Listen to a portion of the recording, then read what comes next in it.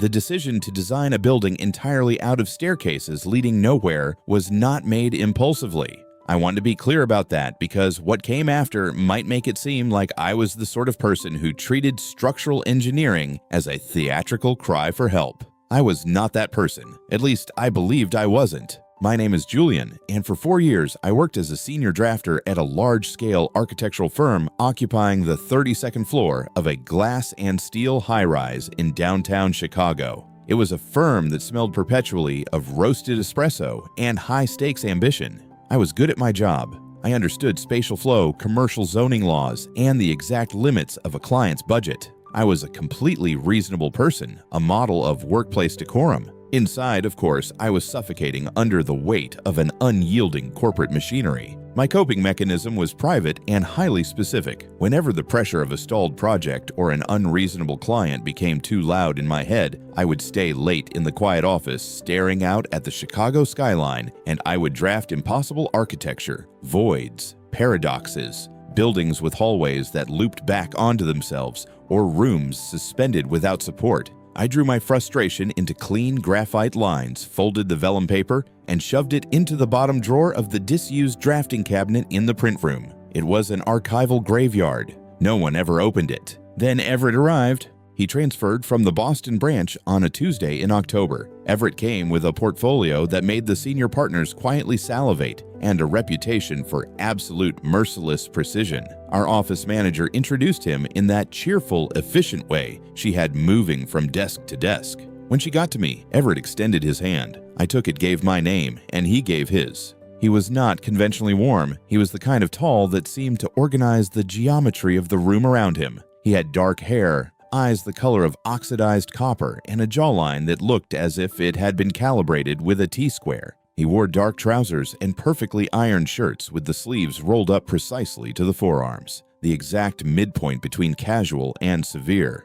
Over the next few weeks, I learned that Everett was the physical embodiment of stillness. He didn't participate in the office gossip. He didn't complain about the Midwestern winters. He simply sat at his desk 2 rows ahead of mine and solved spatial problems with a terrifying silent efficiency. I found his presence simultaneously grounding and deeply irritating. I possessed an internal chaos. He possessed an internal metronome. Late one Thursday night, after a particularly grueling revision for a downtown commercial plaza, I reached my breaking point. The office was empty, bathed in the blue-gray glow of the city outside. I took out a fresh sheet of paper and drew a brutalist nightmare, a towering concrete monolith consisting entirely of intersecting staircases, none of which connected to doors, windows, or landings. It was an Escher painting stripped of its whimsy, leaving only claustrophobia.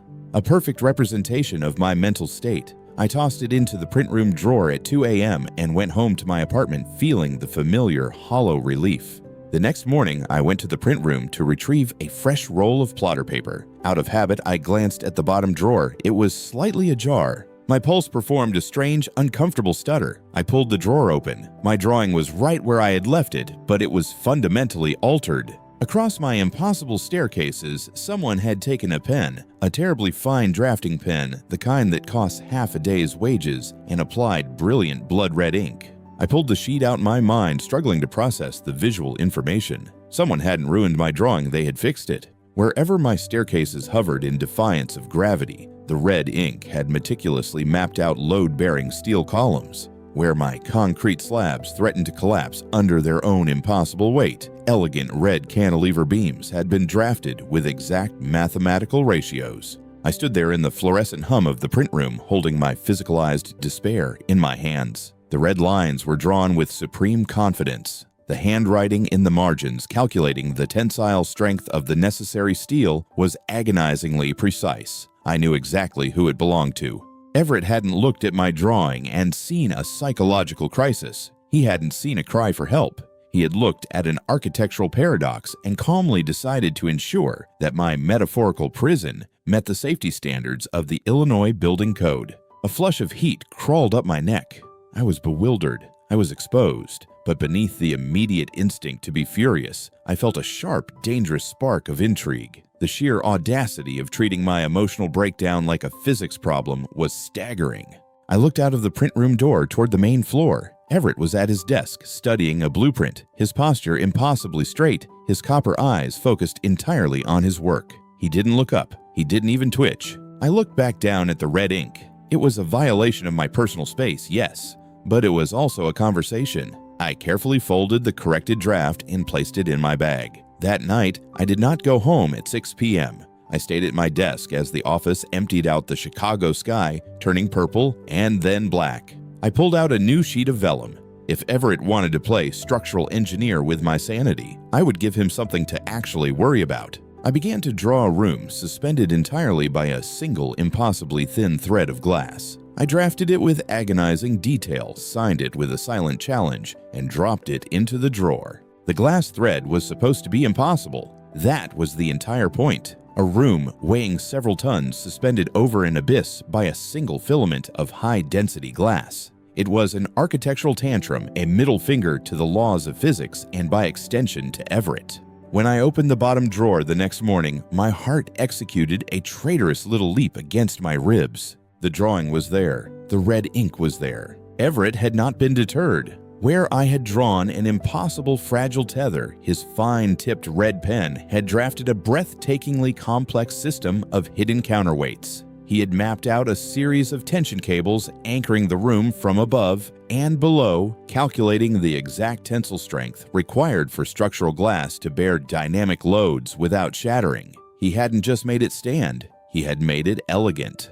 In the bottom right corner, in his illegible, hurried script, he had written a single equation detailing the distribution of shear stress. It was maddening. It was brilliant. Thus began our silent nocturnal war. For 3 weeks, my daytime and nighttime lives fractured into two distinct realities. By day, Everett and I were the epitome of corporate courtesy. "Good morning, Julian," he would say, passing my desk with a coffee. "Good morning, Everett." I would reply, my eyes fixed firmly on my monitors. We were colleagues. We discussed zoning permits. We debated the aesthetic merits of matte versus gloss finishes on structural steel. By night, we were engaged in a violent, intimate dialogue of geometry and gravity. I drew a spiraling library where the stairs inverted themselves, dumping the patron into a void. Everett drafted an intricate gyroscopic foundation that allowed the building to rotate, aligning the stairs safely with gravity at every turn. I drew a bridge made entirely of water. Everett designed a subsurface cryogenic cooling system that froze the structural arc just enough to hold human weight. I was throwing my psychological distress onto vellum paper, and Everett was patiently, meticulously catching it. The problem with this arrangement was that it required me to pay attention to him. To understand his solutions, I had to study how his mind worked, and the human brain, I discovered, is terribly inefficient at compartmentalization. My observation of Everett slowly bled from the paper into the daylight. I developed what I can only describe as a comprehensive awareness of him. It was a secondary occupation I hadn't applied for. I knew that he drank his espresso black, no sugar. I knew that when he was deeply focused, he tapped his left heel against the leg of his chair in a slow, metronomic rhythm. I knew the exact shade of his copper eyes, how they looked darker under the fluorescent office lights and almost golden when he stood near the windows. I caught myself watching the way he rolled his sleeves up his forearms, noting the faint topography of veins against his skin, and immediately felt a spike of self-directed panic.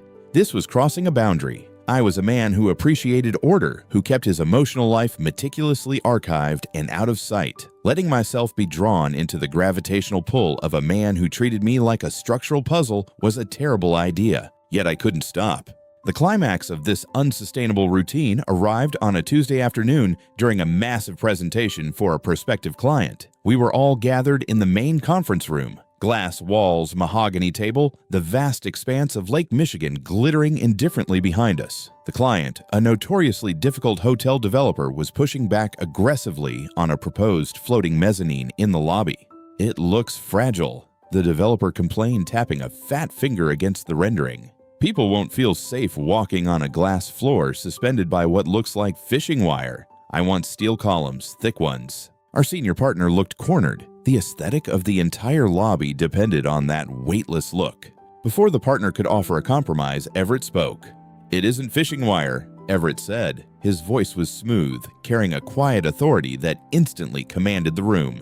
It's architectural-grade structural glass reinforced with a tension cable microcore. I froze. My pen hovered over my notepad. Everett leaned forward, placing his hands flat on the table. The perception of fragility is an illusion. The actual tensile strength of this material, when anchored by a proper counterweight system, exceeds that of traditional steel columns. He paused, his tone shifting into something almost imperceptibly softer. It requires a precise balance of tension, an unseen anchor bearing the sheer load so the structure can afford to look completely vulnerable. The room was silent. The client looked begrudgingly impressed. But Everett wasn't looking at the client. For one agonizing suspended second across the expanse of the mahogany table, Everett's eyes found mine. The look was direct, unblinking, and heavy with context. He was quoting the exact mechanical solution he had used to fix my impossible suspended room 3 nights ago. An unseen anchor bearing the sheer load so the structure can afford to look completely vulnerable. My lungs forgot how to process oxygen. A flush of heat, violent and undeniable, bloomed across my chest and crept up my neck. I looked down at my notepad, immediately pretending to write, though my hand was trembling slightly. He knew exactly what he was doing. The red ink wasn't just a compulsive need to correct math. He was telling me that he saw the vulnerability I was hiding behind my impossible buildings, and he was offering to be the anchor. The meeting concluded with applause, the client fully sold on the design. People stood up stretching, murmuring their congratulations. I remained in my chair, staring at the meaningless scribbles on my notepad, feeling the fundamental architecture of my defenses shifting, cracking, and threatening to give way entirely. I was no longer just angry. I was no longer just intrigued. I was deeply, irreversibly immersed in his game, and the terrifying truth was, I didn't want him to stop playing. The senior partners called it synergy. I called it an administrative disaster. 2 days after the client meeting with the floating mezzanine, the firm secured the bid for the River North Commercial Plaza, a massive multi-use complex that was to be the crown jewel of our quarterly portfolio. It required an aggressive timeline, a delicate navigation of Chicago's subterranean zoning laws, and a dedicated team of 2 lead designers. "Julian, you know the city codes better than anyone," the managing partner said, looking over his reading glasses in the glass-walled conference room. "And Everett, your structural intuitions on the mezzanine project were impeccable. I want you two leading the River North build, joint workstation, full collaboration." I nodded, maintaining an expression of pleasant professionalism, while my internal architecture threatened a catastrophic structural failure. By Monday, my pristine, isolated desk had been abandoned. We were relocated to a collaborative drafting table in the corner of the 5th floor. Suddenly, Everett was no longer a theoretical problem. 2 rows ahead of me, he was a physical reality positioned exactly 18 inches to my left. If our silent nocturnal war had been a game of psychological chess, our daytime collaboration was a synchronized high-stakes fencing match. We argued over the placement of load-bearing columns. We debated the acoustic properties of the atrium. Our disagreements were crisp, intelligent, and relentlessly unsentimental.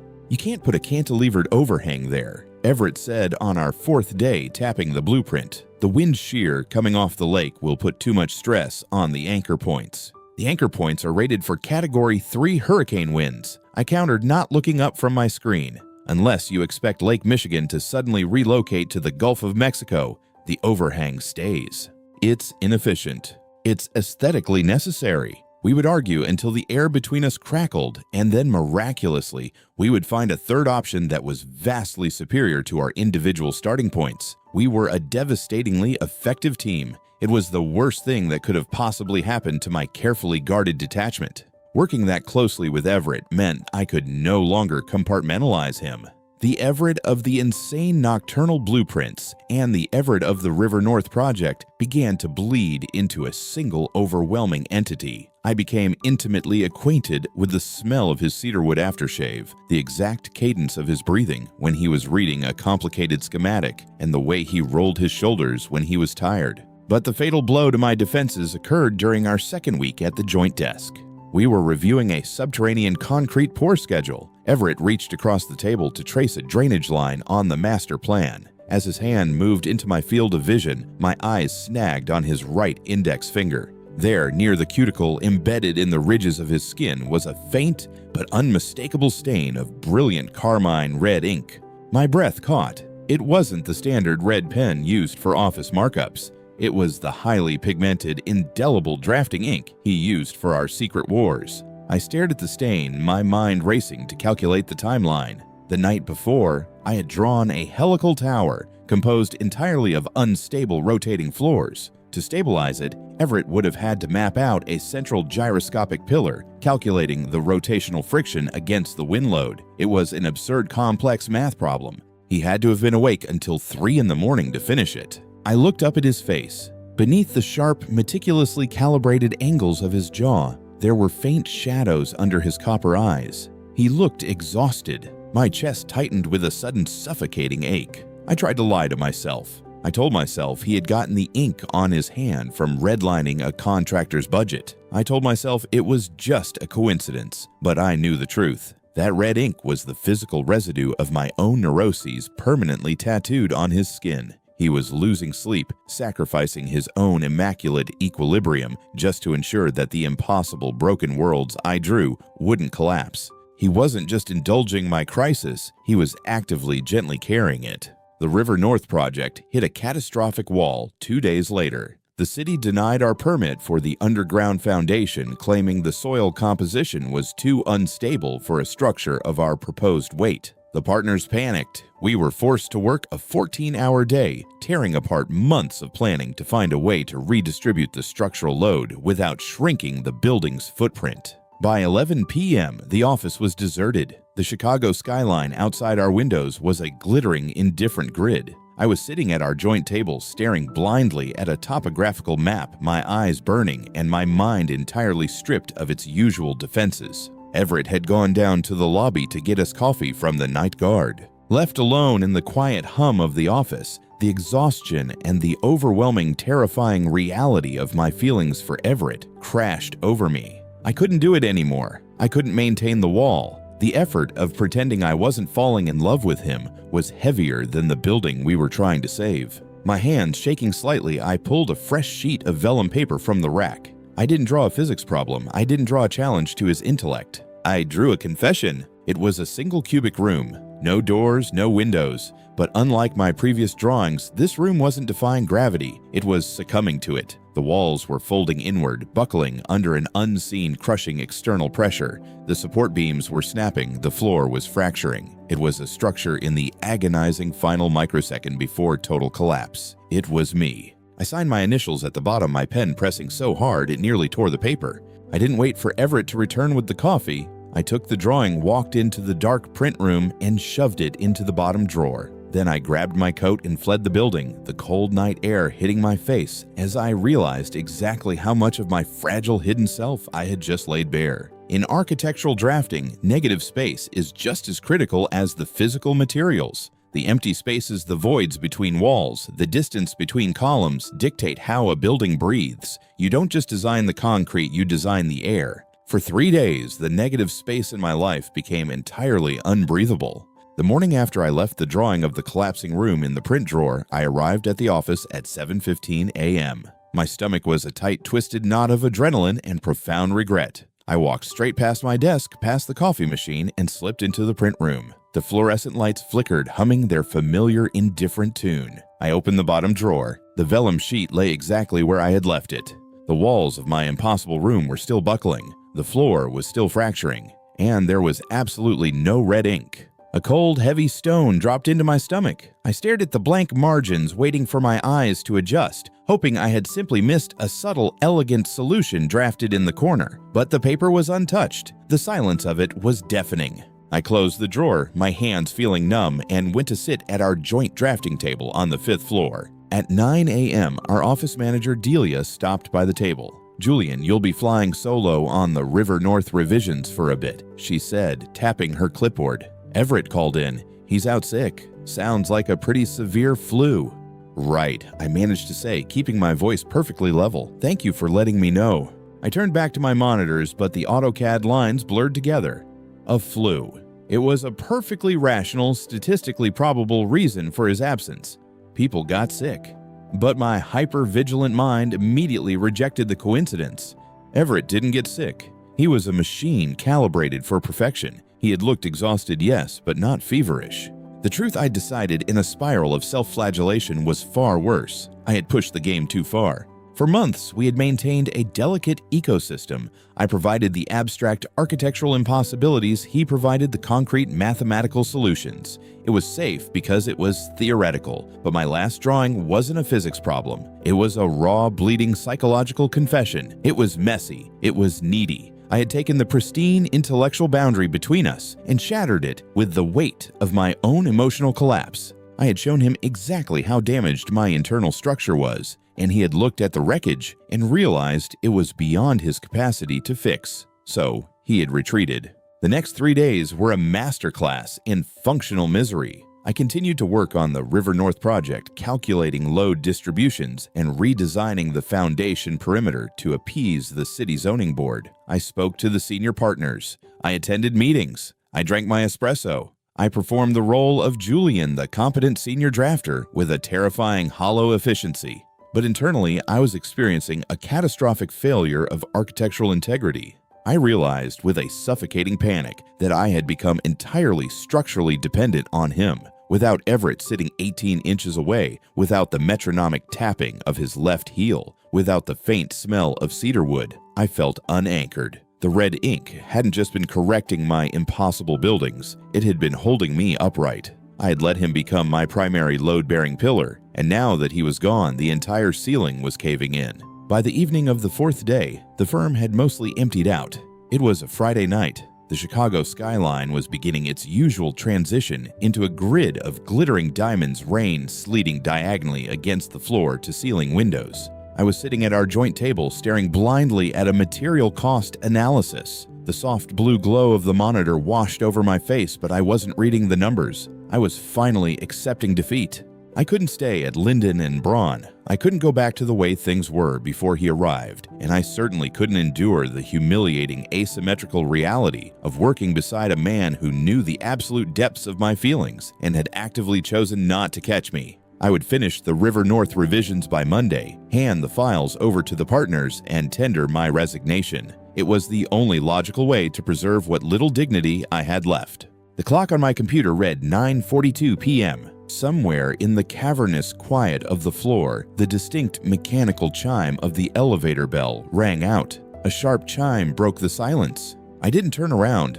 It was probably the night shift cleaning crew coming to empty the recycling bins. I kept my eyes fixed on the spreadsheet, taking a slow, shaky breath, trying to steady the frantic beating of my heart. Footsteps moved onto the carpet. They weren't the shuffling steps of the cleaning staff. They were deliberate, heavy, and moving with a singular, unswerving trajectory toward the corner of the 5th floor. I froze. The cursor on my screen blinked mockingly. I turned my chair just as the footsteps stopped. Everett was standing at the edge of our workstation. The sight of him struck my chest with the physical force of a blow. He wasn't wearing his usual immaculate suit jacket or tie. He was in a dark, slightly wrinkled sweater and jeans. His hair, usually combed back with absolute precision, was messy damp from the rain. He looked pale, the shadows under his copper eyes darker and deeper than they had been on Tuesday. He didn't look like an unshakable structural engineer. He looked entirely wrecked. He didn't walk to his side of the table. He didn't sit down. He closed the remaining distance, stepping directly into my personal space, his eyes locking onto mine with a fierce, unwavering intensity that made the air in my lungs evaporate. He reached into the pocket of his dark coat, pulled out a folded sheet of vellum paper, and dropped it flat on the desk between my hands. It was my drawing, The Collapsing Room. I looked down at the vellum sheet resting on the desk between us. The fluorescent light overhead cast a harsh, unforgiving glare on the paper. I braced myself for the sight of his brilliant, meticulous red ink. I waited to see how he had managed to brace the buckling walls, what impossible mathematical formula he had conjured to redistribute the crushing weight of my psychological collapse. But the paper was exactly as I had left it, just my frantic, heavy black lines. The room was still dying. There was no red ink, not a single drop. I stared at it, my brain misfiring, unable to process the absence of his correction. "You didn't fix it," I whispered, the words slipping out before I could run them through my usual internal filters. I couldn't. Everett's voice was barely recognizable. The smooth, authoritative tenor that usually commanded conference rooms was entirely gone. It was rough frayed at the edges, sounding like a structural cable seconds before snapping. I looked up at him. The physical proximity was overwhelming. He was close enough that I could see the rapid pulse beating at the base of his throat, close enough to feel the heat radiating from his damp coat. "You couldn't—" I repeated my tone, sharpening into a defensive, brittle edge. Panic was a rising floodwater in my chest, and my instinct was to retreat behind sarcasm. Everett Becker, the man who can calculate the wind shear of a glass thread, couldn't solve a simple gravity compression problem. "It isn't a physics problem, Julian," he said, his eyes darkening, holding mine with a terrifying intensity. "It's not structurally flawed. It's psychologically flawed. It's just a theoretical exercise." I started. "Stop doing that," he interrupted, his voice dropping low, commanding, and desperate all at once. "Stop hiding behind the terminology. You drew a structure specifically designed to crush the person inside it. You build walls just to lock yourself in." I swallowed hard, my throat dry. I gripped the edge of the drafting table so tightly my knuckles turned white. "And you're what?" I shot back, my dry humor activating as a final, pathetic defense mechanism. "You're just checking to see if my metaphorical prison meets the Illinois Commercial Building Code." "No," Everett said softly. "I was checking to see if I could break in." The air in my lungs vanished. Everett reached into his coat again and pulled out a notebook. It was a black leather-bound moleskin worn at the corners, the elastic band frayed from constant use. He didn't drop this. He placed it gently on the desk, right on top of my collapsing room, and pushed it toward me. "Open it," he said. My hands were shaking. I hated that he could see it, but I couldn't stop the tremor. I opened the cover. It wasn't a notebook for the River North project. It wasn't office work at all. It was an exhaustive, chaotic, desperate archive of me. Page after page was filled with his hurried, illegible handwriting, but the math was clear. Here was my staircase to nowhere, accompanied by 3 pages of crossed-out calculations as he tried to figure out the exact placement of the steel columns. Here was the floating glass room surrounded by frantic notes. "Wind load too high, he needs a deeper anchor. Tension cables here. Will it hold? It has to hold." It wasn't the immaculate, effortless genius he presented in the red ink. It was messy. It was agonizing. There were coffee stains on the pages. The handwriting grew more erratic the later the timestamps went. 2:14 a.m., 3:40 a.m. I flipped to the most recent pages. They weren't math equations. They were words. "He's pulling away again." I pushed too hard on the atrium design. He likes his espresso black. He taps his pen when he's lying to the client. How do I show him that the foundation is safe? The red ink wasn't me trying to prove I was smarter than you, Everett said into the quiet of the office. His voice was ragged. "It was never about the math. You were drawing these impossible broken worlds, and I was trying to tell you. I was trying to say that no matter how heavy the load was, no matter how impossible the structure, I would find a way to support it. I was trying to show you that I could catch you." I stared at the pages, the faint smell of cedarwood and rain washing over me. All this time, I thought he was an unshakable monolith. I thought I was the only one bleeding onto the paper, but he had been bleeding right back, just in a language I had been too terrified to translate. When I saw that last drawing, Everett continued stepping even closer, his knees almost brushing my chair. "When I saw that you were just letting it collapse, I couldn't draft a beam for that. I couldn't fix it on paper anymore. I had to come here." He looked down at me, and the absolute vulnerability in his copper eyes was devastating. The metronome was broken. The perfect engineer was standing in front of me, entirely unanchored, waiting for my verdict. "Julian," he whispered a plea wrapped in my name. "Tell me to leave, and I will walk to the elevator, and I will request a transfer on Monday. But please, do not ask me to sit 18 inches away from you and pretend I am not completely in love with you." The walls didn't collapse. They simply ceased to exist. I didn't answer him with words. I couldn't. I stood up from my chair, the sudden movement knocking the drafting stool backward. It hit the carpet with a dull thud, but neither of us looked at it. I closed the final agonizing distance between us. I grabbed the lapels of his damp coat, pulling him down to me, and pressed my mouth to his. For a fraction of a second, he froze, shocked by the suddenness of it. And then, with a sound that was half groan, half relief, his arms came around me. He didn't just hold me, he anchored me. His hands gripped my waist with desperate bruising force, pulling me flush against his chest. The kiss was not polite. It was not professional. It was years of starvation, of meticulous observation, and nocturnal wars finally violently crashing together. I tangled my fingers in his messy, damp hair, opening my mouth to him, letting the heat and the reality of him shatter the last remaining pillars of my self-control. He tasted like rain and black coffee and absolute certainty. When we finally broke apart breathless, the silence of the 5th floor was deafening, but it was no longer empty. Everett rested his forehead against mine, his chest heaving, his thumbs tracing the line of my jaw with a reverence that made my heart physically ache. "I'm not asking you to leave." I breathed, my hand still gripping his coat. "Don't you dare leave." He let out a short, wet laugh, closing his eyes. "Okay," he whispered. "Okay, I'm staying."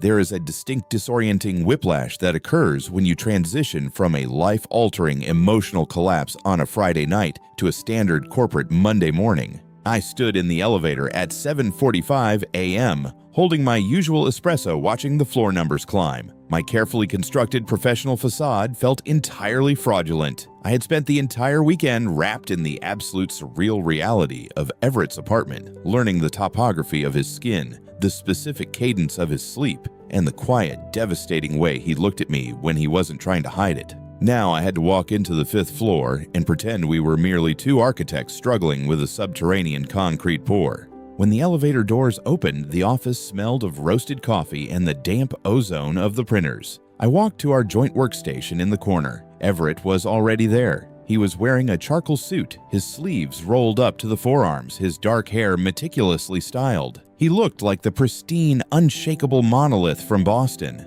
Until he looked up. His copper eyes caught mine, and the public mask fractured just enough to let a soft, private warmth bleed through. The corner of his mouth twitched upward. It wasn't the polite smile he gave the partners. It was the smile he had given me at 3 a.m. against his pillows. "Good morning, Julian," he said, his voice a smooth, low register that sent a highly unprofessional shiver down my spine. "Good morning, Everett," I replied, sitting down and booting up my monitors. "I see we are aggressively pretending to be functional adults today." Everett let out a quiet, huffed laugh, leaning slightly closer. "We are senior drafters. We excel at structural illusions." The illusion was immediately tested. At 9 a.m., the managing partner demanded an update on the River North Foundation crisis. We were still completely stalled. The soil-bearing capacity near the lake was effectively garbage. It couldn't support the sheer downward force of the building's proposed mass. If we shrank the footprint, we lost the client. If we built as designed, the entire plaza would eventually sink into the Chicago mud.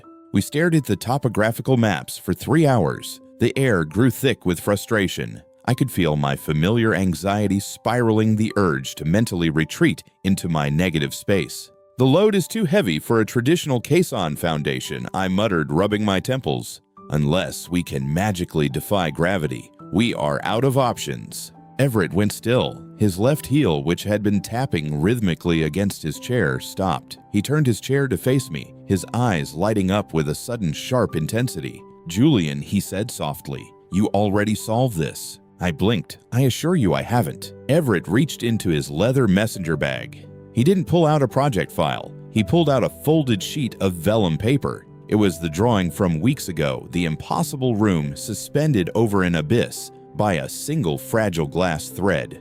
I felt a flush of heat rise in my neck. "Everett, this is hardly the time to review my psychological crisis portfolio," I began. "Look at the math, Julian," he interrupted, pushing the paper toward me and tapping the red ink in the margins. "Look at the tension cable counterweight system I drafted to keep your impossible room from falling." I stared at the red lines. An unseen anchor bearing the sheer load so the structure can afford to look completely vulnerable. "We're looking at the River North Foundation as a compression problem." Everett continued, his voice accelerating with the thrill of the breakthrough. "We keep trying to push the weight down into the unstable soil. What if we treat it like a tensile structure? What if we don't push the load down? What if we pull it outward?" My architectural brain finally caught up to his logic, and the realization hit me like a physical blow. A subterranean tension cable perimeter. I breathed, my eyes darting across the blueprint. We anchor the foundation horizontally into the denser bedrock further out. We distribute the load outward using the building's own weight as a counterbalance. Everett was looking at me, his eyes blazing with a mixture of professional awe and profound affection. "Your impossible tantrums are actually structurally sound, Julian. You just needed a bigger site." We worked like men possessed. The synchronization between us was no longer a competitive fencing match. It was a devastatingly beautiful orchestration. I mapped the spatial flow of the subterranean anchors while Everett calculated the tensile stress limits. Every time our hands brushed over the drafting table, the contact felt electric, a secret current running beneath the corporate surface. By 4 p.m., we presented the revised foundation model to the partners. The room was silent for a long moment before the managing partner slowly took off his glasses. "This is highly unorthodox," he said. Then he smiled. "It's also brilliant. Get it to the city zoning board tomorrow."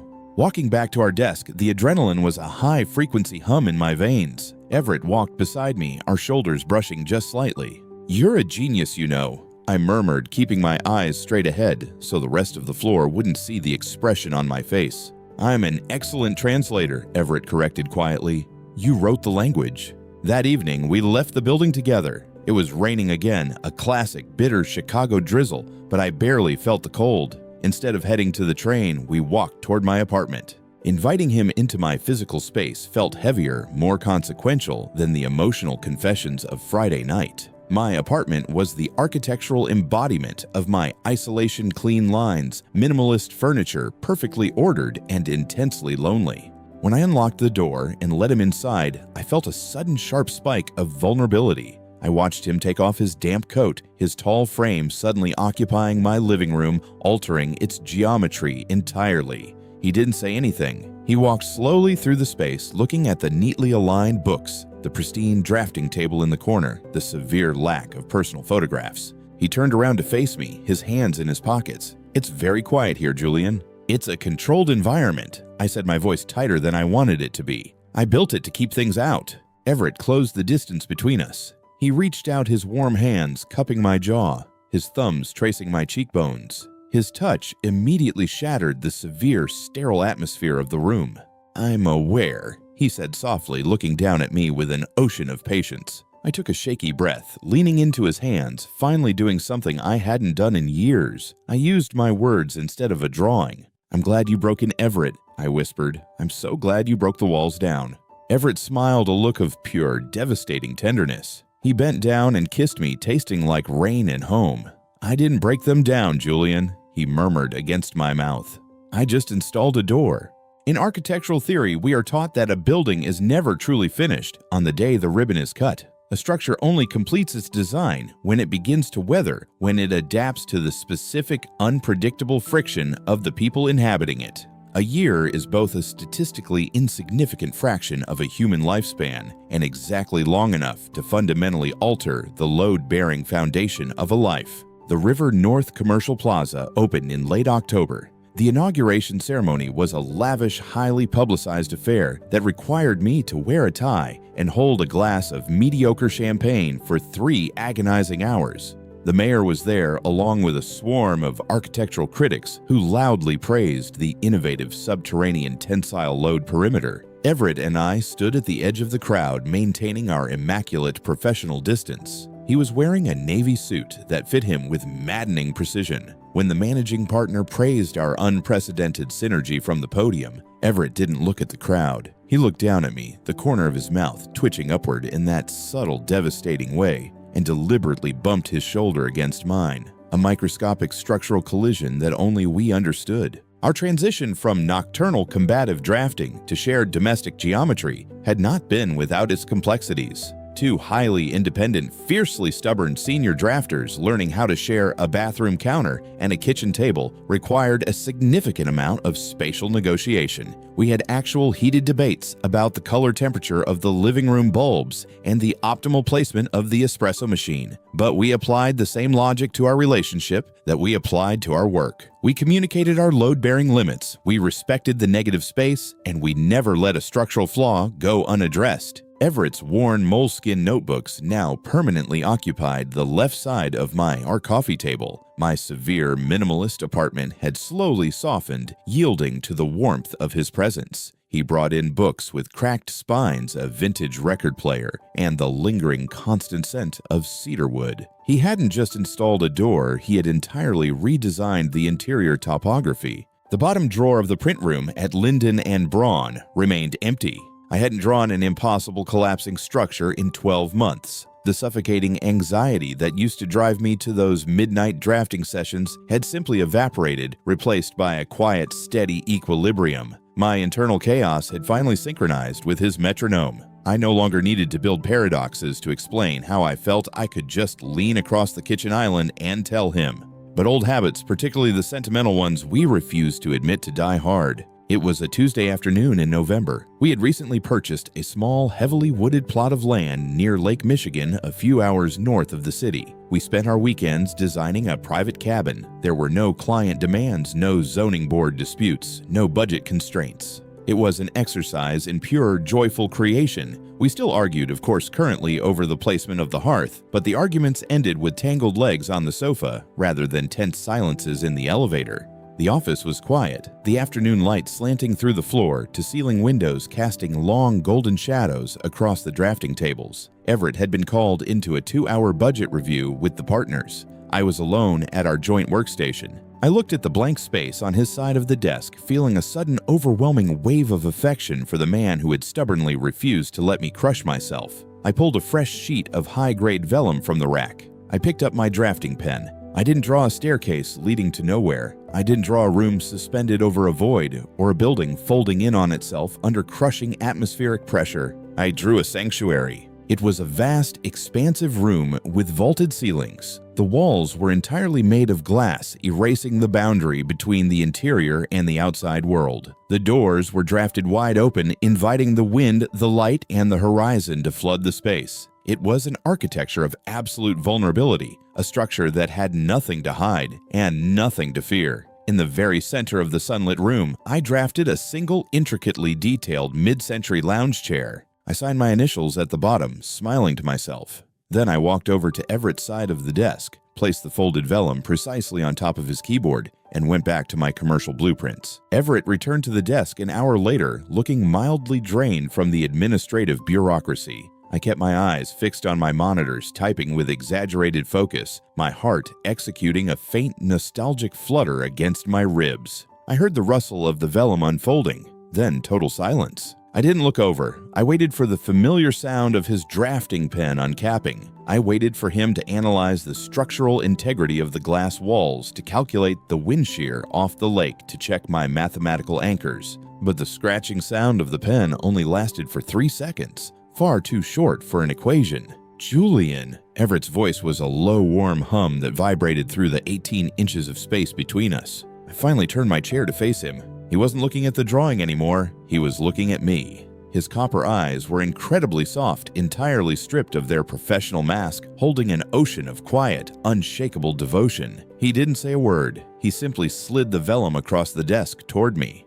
I looked down. He hadn't drawn any red tension cables. He hadn't drafted any steel support beams or subterranean anchors. My impossibly open, fragile glass room remained exactly as I had drawn it, structurally untouched. But right in the center of the room, drawn in brilliant, indelible carmine red ink, was a second mid-century lounge chair positioned perfectly permanently right next to mine. Architecture is fundamentally an act of profound optimism. It is the physical manifestation of the belief that you can construct a space resilient enough to hold the weight of human living, a place that will stand firm against the storms. For years, I designed fortresses to keep the world out, terrified that my walls would eventually collapse under the pressure of wanting too much. I looked up from the red ink, meeting the eyes of the man who had taught me how to leave the doors open. We hadn't just built a structure to survive the weight. We had finally built a place to live.